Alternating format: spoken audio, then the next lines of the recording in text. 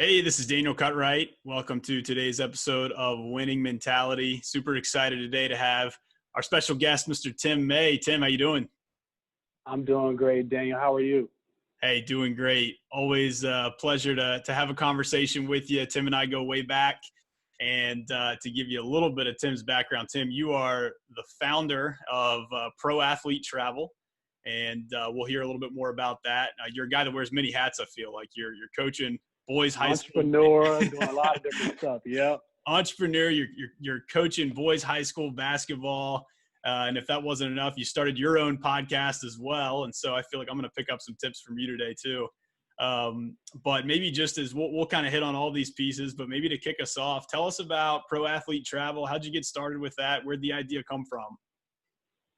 Yeah, so I'm in the bed. It's 2:34 in the morning exactly. God wakes me up and says, your current travel agency where you service corporate travel and leisure travel, you're going to do a complete 180, and you're going to be known worldwide to service professional athletes and their families, current and former. So all professional leagues, all levels from minor league to major league, all different sports, and that your company is going to be known worldwide for servicing exclusively current and former professional athletes. So at 2:34 in the morning, I wake up, I listen to God for once, right? And I wake up and I'm like, okay, now, all right, I know what you're telling me now. What do I do?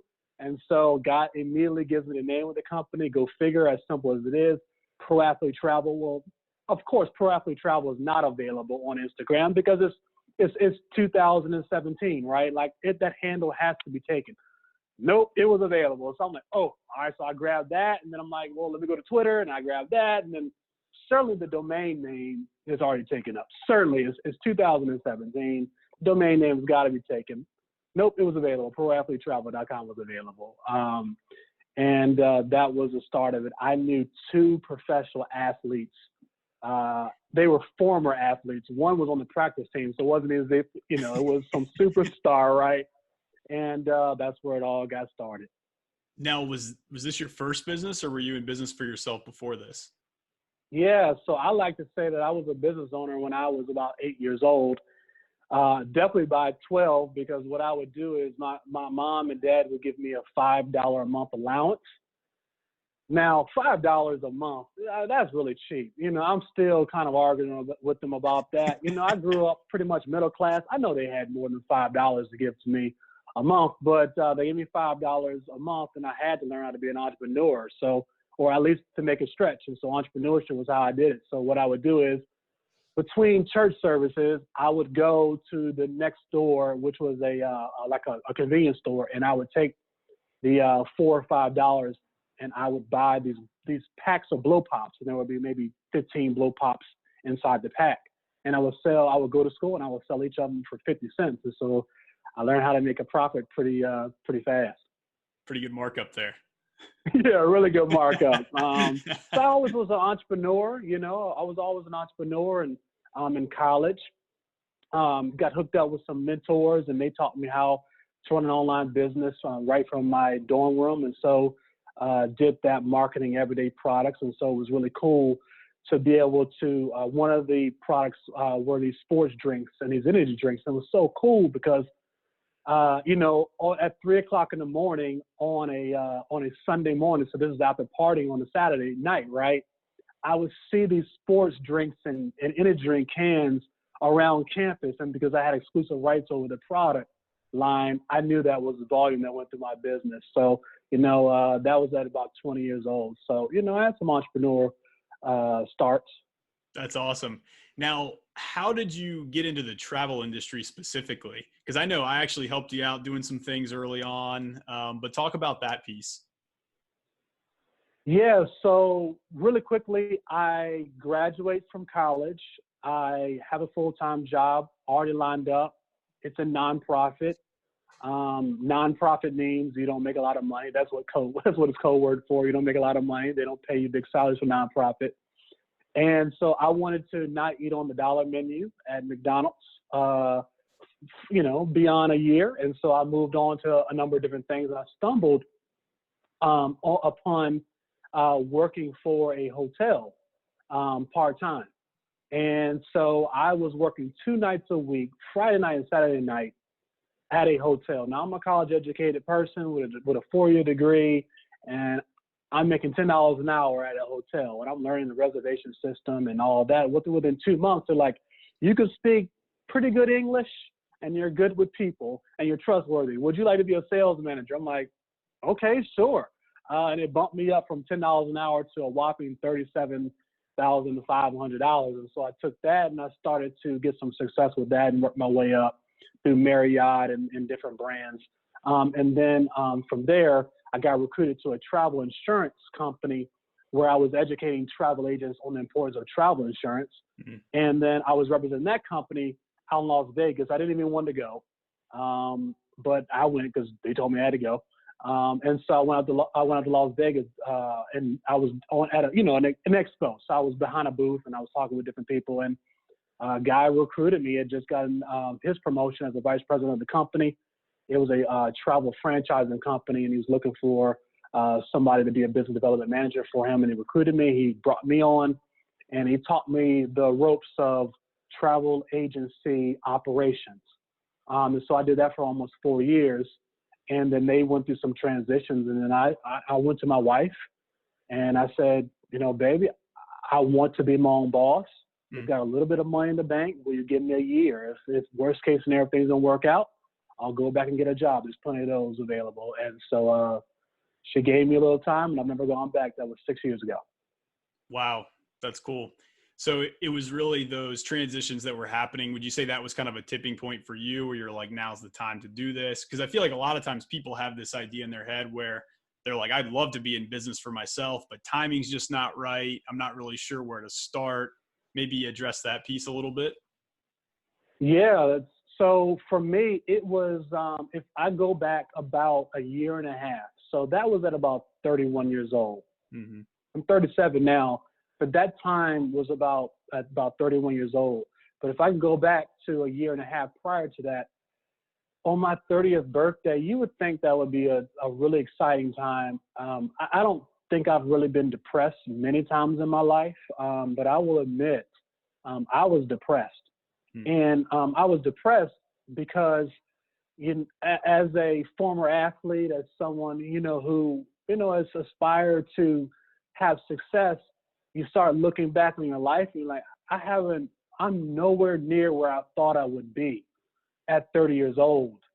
And so that was really the kind of the start of my journey to kind of some heartstrings of knowing that it was about to be time for me to really go gung-ho into, being my own boss and really being what God called me to be. And that's, owning my own business, employing people and different things like that. That's great. And I think that's a great segue over, and we'll come back to, I want to hit a few more pieces on the travel piece as well. But what you're describing there is really kind of a leap of faith, going into business for yourself, which is, I think, very appropriate because you just started a podcast called The Leap, right? Talk about that piece, where that idea came from, and just tell us a little bit about the podcast. Yeah. So literally 4 Tuesdays ago from the recording of this podcast that I'm doing with you, I'm washing dishes on a Tuesday at 10:23 a.m. in the morning. I always remember the exact time because that's kind of God speaks to me at these weird hours, I guess, because during normal business hours, I'm not paying any attention to God, which I probably should, right? But it's 10:23 in the morning, and I am washing dishes.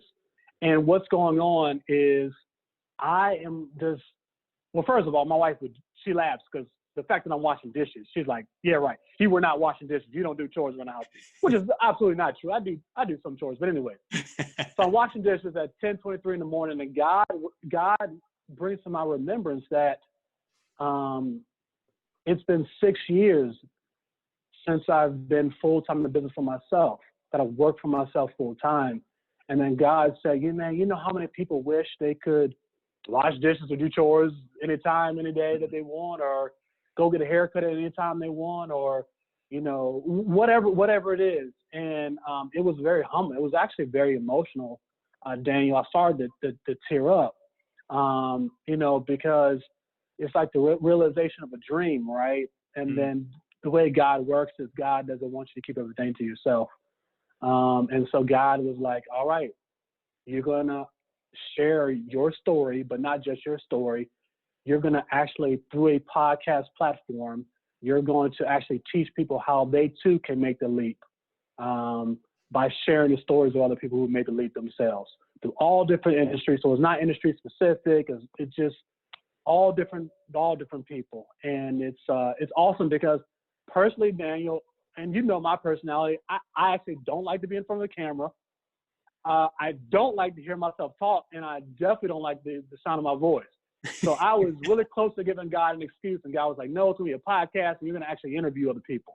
So I said, okay, well, I ran out of my excuses. So 2 days after God told me about that, I filmed my intro, and we've done 8 episodes. And the podcast is called The Leap, and you can find it on all the different, podcasts, Spotify and Apple and all that stuff. So.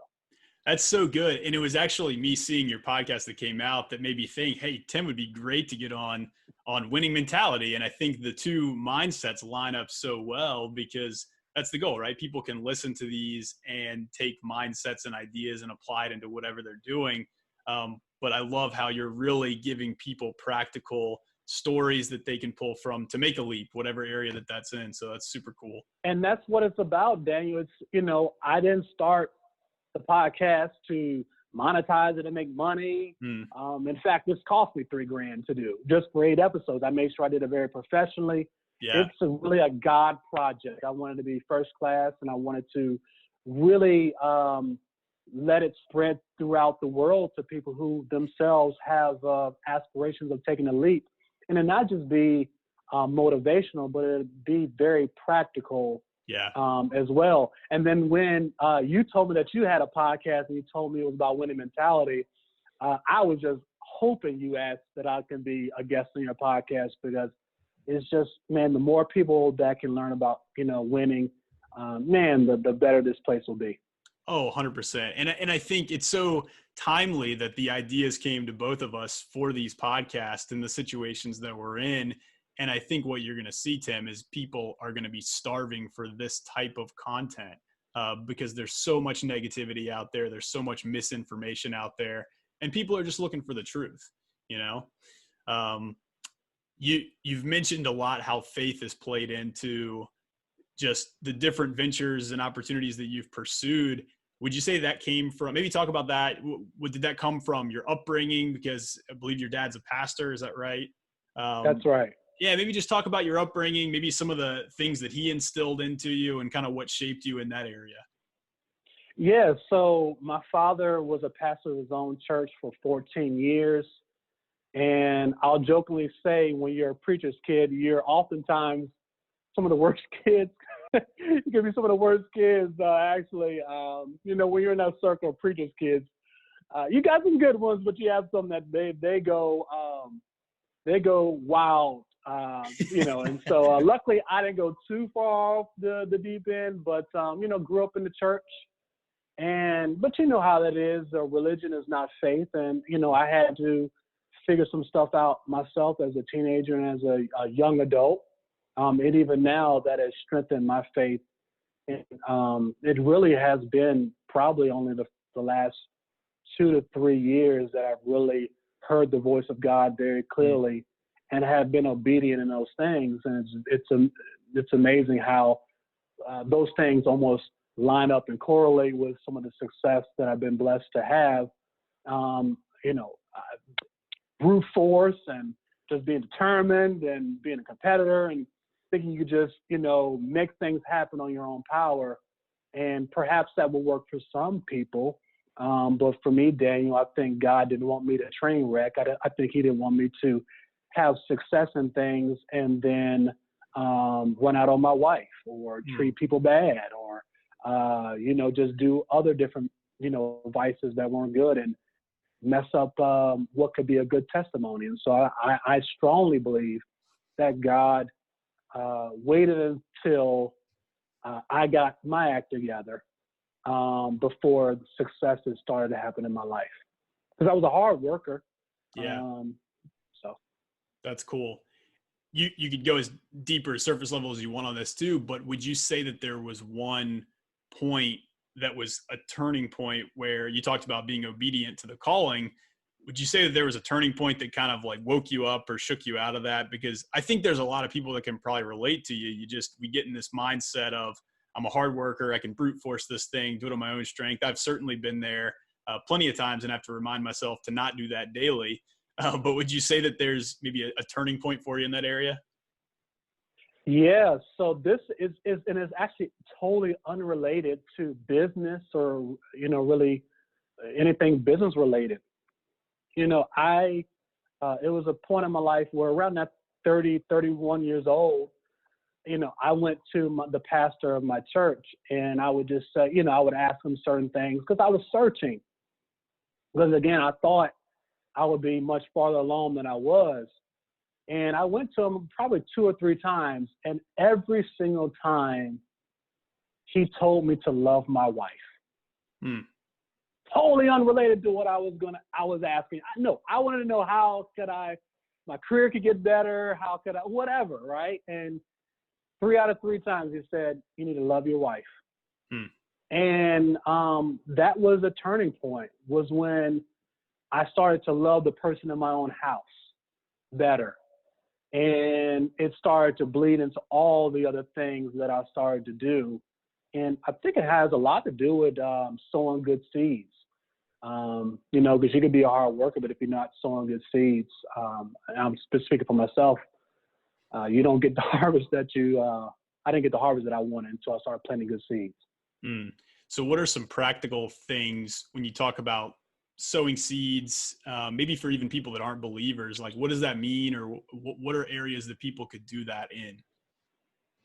Yeah, so one of the things that I personally do, Daniel, is I give up my time. So early on, when I was getting things started really as a young adult, I didn't have a lot of money per se to give. But one way I started to sow was I started to sow with my time, because that was something I did have, right?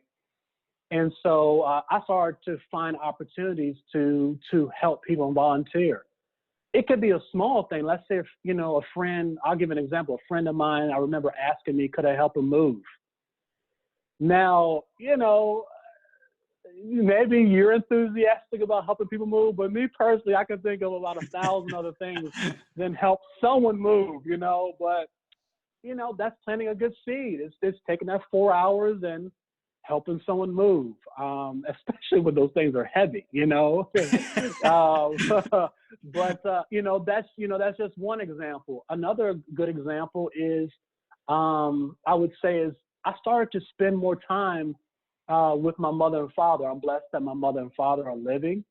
And actually a former coworker of mine said that his father passed away at a young age. And I was friends growing up with him as well. And with his father passing away and my father, being around the same age, Daniel, that had a big impact on me. And so what I started to do was, about once every 2 weeks, I would get together with my father, even if it was just 45 minutes over a lunch break, and just spend time with him. Not even like an agenda, but just spend some time with him. And that's seed sown. Those times are priceless. Man, so good, love it.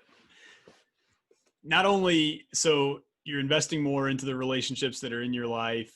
Your father, your wife, your mother, but you've also taken in the opportunity to start coaching young men at the high school level in basketball, which is something that I certainly connect with, because I think that is such a malleable age group that needs positive influence. Absolutely love working with high school kids. Talk about, and I know you have an athletic background, you love sports. So what kind of got you? You said you're a busy guy, you're doing all these things. What was it now that said, all right, hey, Tim, you need to start coaching? Oh, so as you're talking, right, I'm just trying my best to not grin so hard. I absolutely love coaching. And it has very little to do with winning, like very little to do with winning. and so much more in the time spent of impacting these young men's lives. So let's go back about 5 years ago. I had the afternoon free, and it was during the winter. And so I said, let me go by my high school where I played my basketball, and just they probably had basketball practice. I stumble on into the gym, and one of the assistant coaches who was still there at the time says, "Shooter, shooter, shooter," because I was a shooter. That was a good thing I could do. The problem is I couldn't really dribble. So you kind of need to be able to do a couple of those things to make it to some of the higher levels. But I stumbled into the gym, and it just grabbed me, right? Because then the coach brought me into the huddle, and he's like, "Yeah, this is one of my former players, and now he's tell him about yourself, and tell him, give him some advice and stuff like that." And like, you can just see their eyes, Daniel. They were so attentive, right? And it grabbed me. I mean, it grabbed me. And it wasn't even about what I said. I had no clue what I said.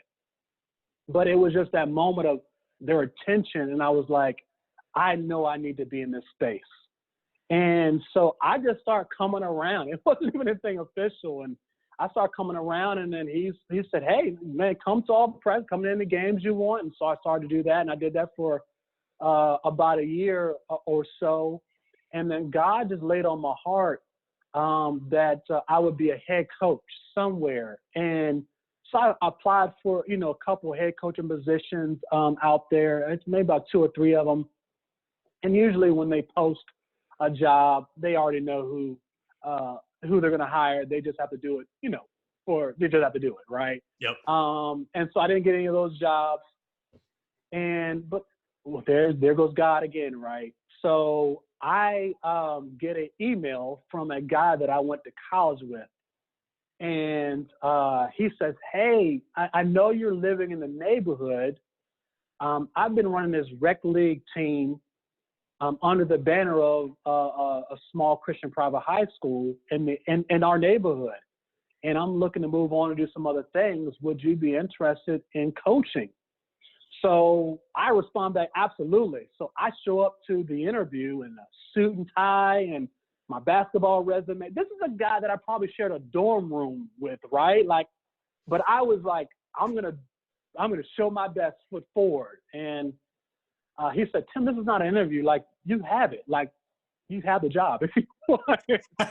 And so it aligned up so perfectly. Daniel, I coach high school basketball at a small Christian private high school in the very neighborhood where I live. So kids can literally ride their bike or walk over to my house. They know me as Coach Tim.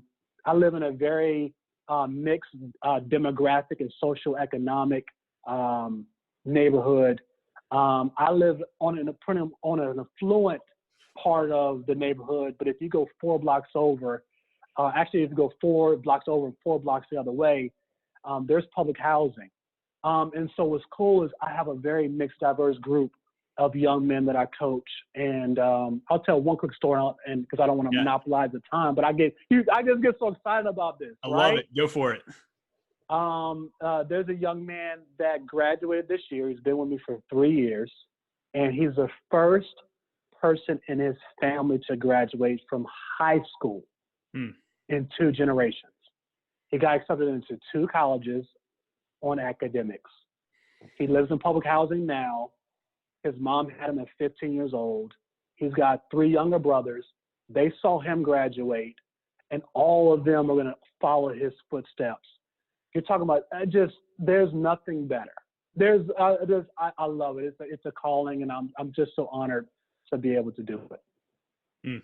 Man, that's it's so good. It's so good. And I love listening to those stories because I grew up, my dad's a high school track and cross country coach. He's been doing it for 38 years now. He might correct me on that number if he listens to this, something like that. But that is, man, he always talks about it's the impact. I know from the time that I was coaching, it is. It's just, you remember your coaches, and they play such a vital role in just facilitating and getting the athletes to believe in themselves. I think that's one of the most rewarding things, is just that empowerment piece of things, Oh, that's so awesome. So what's maybe if we go back to the travel thing for a second here, right? So we kind of got your coaching, you're running a podcast, you're running the travel agency. Have you you started knowing, started the business and you only knew two professional athletes. Have you expanded your cast of professional athletes that you've been able to converse with and service now? Oh yeah. Yeah. And I won't name drop. Absolutely. But NFL MVPs, NBA players, Major League Baseball, and they've got time and they've got money. And maybe there's someone listening to this podcast and they want to start a business or they want to be in business and perhaps they are a little bit intimidated. And, you have to start somewhere. I started with 2 conversations with 2 former professional athletes, which, by the way, neither of them are clients of mine. I actually just called them, not to sell them on wanting to do their travel. I actually called them because I just wanted to know how professional athletes thought, and kind of how they processed and when they did play, who booked their travel, right? Or did they do it on their own? Or did the team do it for them? So I was really just calling them to fact find and pick their brain. And so that's what kind of gave me insight to my approach of how to grow the company. And so, it started steamrolling from there. That's cool. As we wind down here, just maybe if you could give somebody that's looking to take a leap and do something different, maybe what's one piece of advice, whether it's somebody that wants to go into business or, make a big shift, they don't have a lot of family support, something like that. Like what's maybe one piece of advice you could offer up? Yeah, I love this. So, be okay with failing forward. And so for me, there were things that I did not succeed in between the ages of 21, I would say, and about 29, 30 years old. But the thing, although I did succeed with those things, maybe materially, I learned from those things. I got equity out of every experience of every one of those failures. And so what I would definitely say is, write out your plan, write out your vision, make it plain. It says that in the Bible. In a backup, write it down, make it plain, and put it in front of you. And I would say even read it, right? Take those goals and actually read it out loud, so your subconscious mind, will hear it. I know my wife, she goes to sleep listening to positive affirmations. I love that. And it's just training your brain, because there's so much negativity that we all have to deal with, no matter who we are.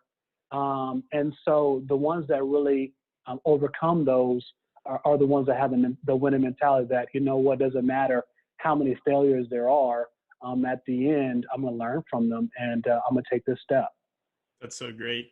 I heard a guy say one time, he said, if you fall flat on your face, the worst you do is break even. So I love the failing forward mentality too. And people are in a season right now where maybe they're going through some challenges. Certainly being in the travel industry, I worked in that field for over 4 years. Some of that time I was working with you, but it's a little bit challenging time when, there's a level 4 travel ban or travel warning, and talk about just how you've been able to maybe overcome that and just your mindset through that too. Because I think that's important for people to understand, is when you have challenges, what's your response like to those challenges? Which the response is everything. So Daniel, we were doing between $20,000 and $40,000 a month. We're a small business, a handful of employees, and the next month we made $143. $143 because of the level 4 restrictions and the economy was shut down. And Daniel, in all transparency, the first week and a half, I talking about another depressed moment, I was angry. I was angry because it's like, you invest money, you put time in, you hire employees, you do everything that you know how, and something, that's not within your control, pulls the rug, from under you. And then after about 8 or 9 days of, being mad and angry, there goes God again saying, well, what are you going to do about it? I mean, are you just going to be angry until everything is perfect? Or are you going to make the most of it and utilize your God-given brain that God has given you and figure some things out and look at the positive? And that's what I did. And actually it came through, the positive came through when I said, you know what, I'm just going to take this time. No one's traveling. So I'm just going to take my time and I'm going to pick up the phone and I'm just going to call people and just offer up my time to talk with them about anything they want to talk about, business-wise, family-wise, whatever. Just offer up anything, any wisdom that I've obtained, in these short 37 years. And that started to actually, it may have benefited them, but it actually ended up benefiting me. Again, there go those seeds again, because my spirit of optimism started coming back. And lo and behold, opportunities that I didn't even know that were there, but I didn't even know were there, even in the travel industry, even when there's level 4, those opportunities start opening up in my brain. And so literally yesterday I made 3, and this is not me bragging, Dan, you know me. And I 100%. hope people that are listening don't think I'm bragging, because I am absolutely not. I'm absolutely not.